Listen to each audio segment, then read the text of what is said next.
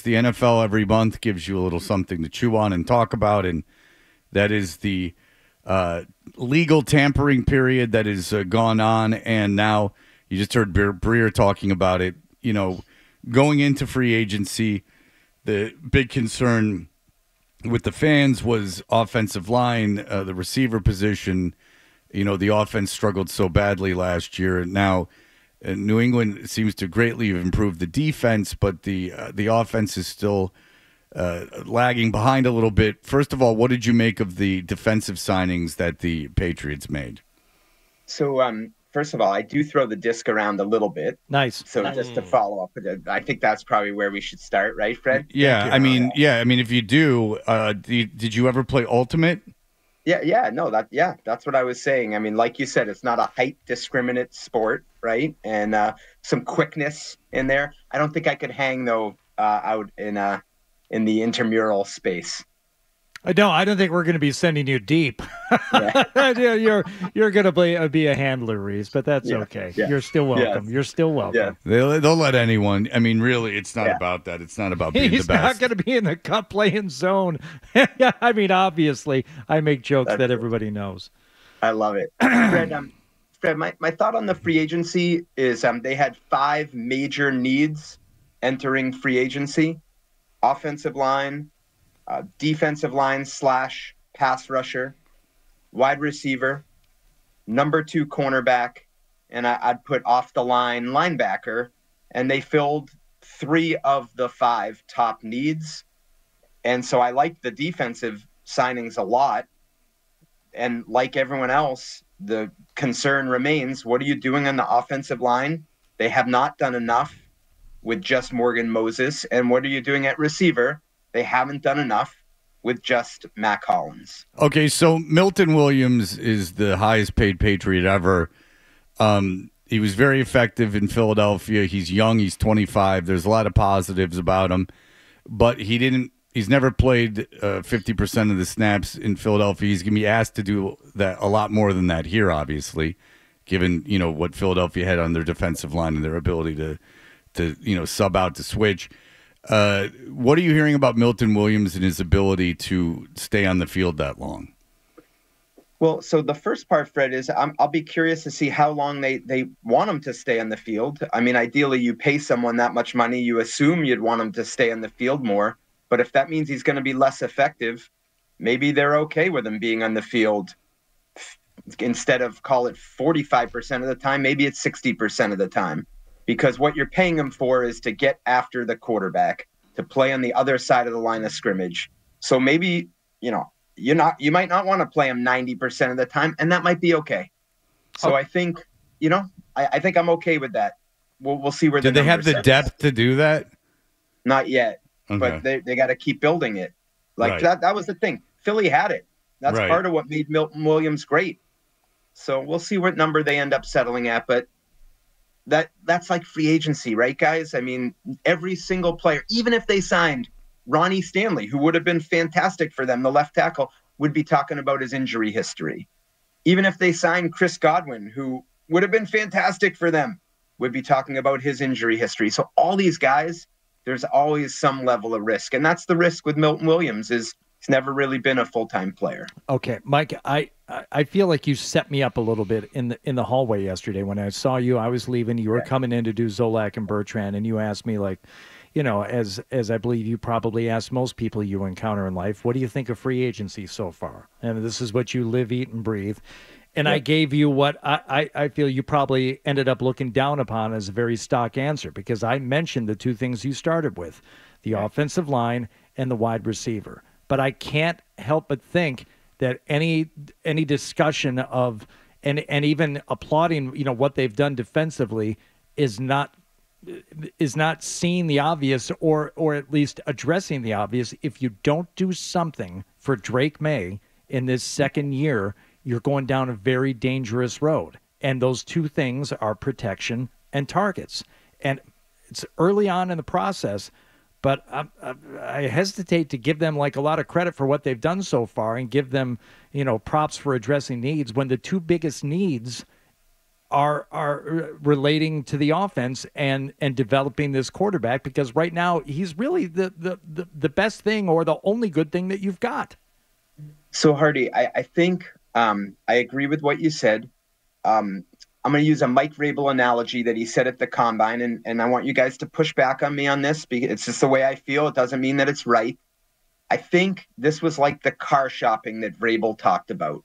If there's one car on the lot, you might have to overpay for it, but there might just be one car. And if the car ends up not being available to you to buy, there's not much you can do. And so my point is, once Ronnie Stanley went back to Baltimore, Hardy, there wasn't a left tackle. Like if they signed Dan Moore, who we heard Albert Breer mention that they had a big offer to, I would have come on this morning and said, it's great that they have someone to play left tackle. I'm not sure they've actually solidified that spot. I watched 3 games of his last year to try to get more familiar with his style of play. And to me, it's not that much different than Vidarian Lowe. So I think the quality of left tackle that was available after Ronnie Stanley was significantly low. Same with receiver with Chris Godwin. It's not just the receiver, it's the fit in your program, your culture. Once he went back to Tampa, there wasn't a real decisive answer to me that could fill the need. So you got to try to manufacture it in a different way. Okay, so how do you do that? You watched Dan Moore's games. I haven't. I assume Dan Moore was a left tackle that played left tackle well. You're telling me he wasn't any better than Vidarian Lowe. I'll trust your words on that. But now what are the Patriots left with? Does it kind of force them into taking Will Campbell at number 4, which I don't think is going to work out well for him or them? So I still think there's options, John. And honestly, and in respect to Dan Moore, he's got 66 career starts, which is a lot more than Vidarian Lowe. I would just say talk to people in Pittsburgh too, and they're fine with him leaving. So I think that's the point. It's that was the best option in free agency, and I don't think it was decisive. So what possibly is next? Cam Robinson is still out there. He's started a lot of games in the league. John, if they sign him, and I don't know how they feel about him, but if they sign him, I think that would be a pretty strong move for them. So there's an option there. You can wait to see if something else materializes. We saw a trade with Laramie Tunsil, where he went from Houston to Washington. I think that surprised a lot of people that he would be available. I actually don't think he would have been a great fit for the Patriots, but maybe something like that comes up in the future that you're not anticipating, so you want to leave yourself some flexibility. I don't think it locks you into a need in the draft with Will Campbell. I still think you have options before you get to the point where you're that stuck, and you have to do that in the draft.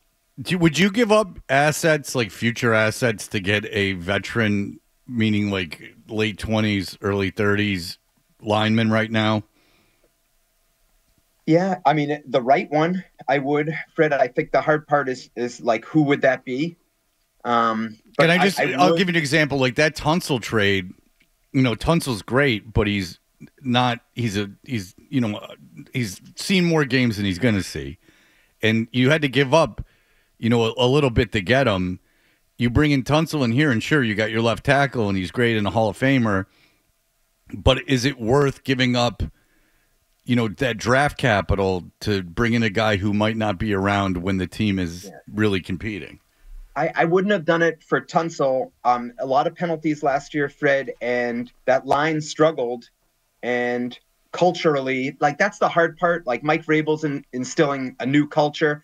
Like, how do you know if a player like that would fit, right? So that's but if it was a different left tackle, similar stage of his career as Tunsil, who fit, I would say yes. I would give up assets for that. So when do you think? Okay, so that means you think that they could win sooner than later.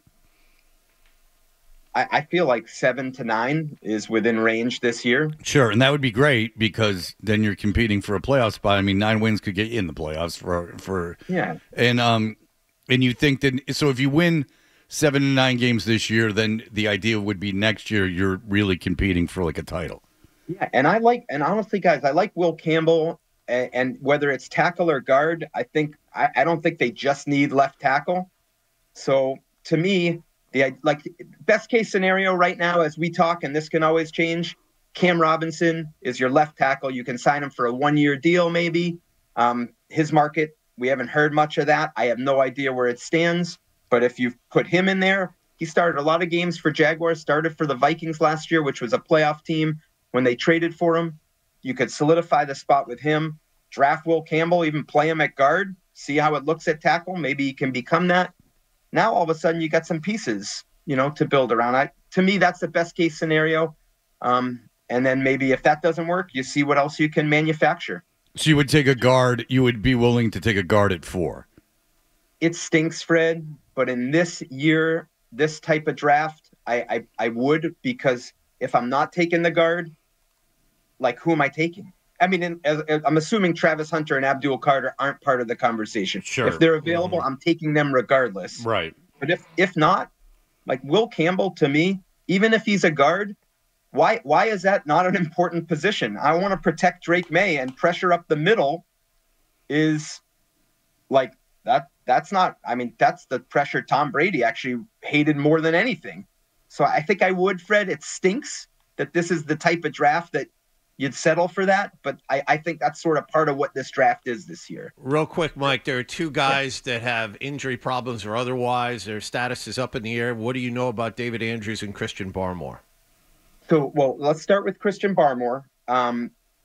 Training in Tampa, right, John? We heard this at the Combine. Mm-hmm. The reports are that the training is going well, but there's still an unknown as to what that's going to look like going forward. Because what he's dealing with is not like a broken bone, right? That you can project the healing. So you have to prepare for multiple scenarios. And with David Andrews, my understanding is he's just been continuing to rehab the shoulder injury.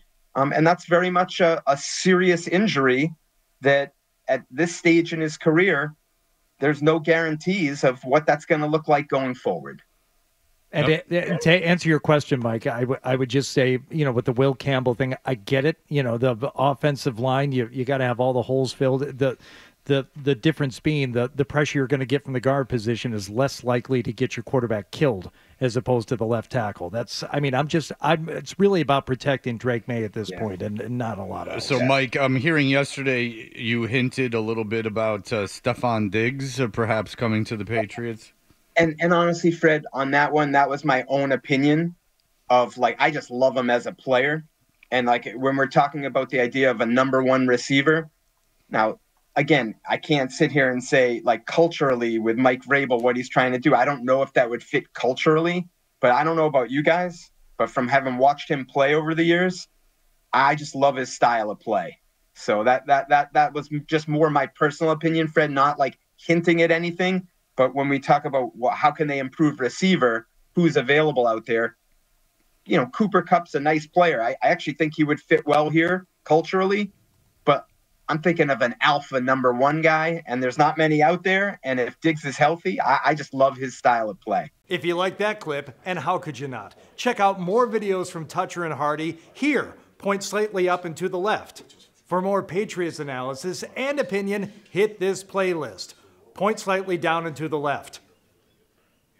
And for the latest from the Sports Hub, download at 985thesportshub.com.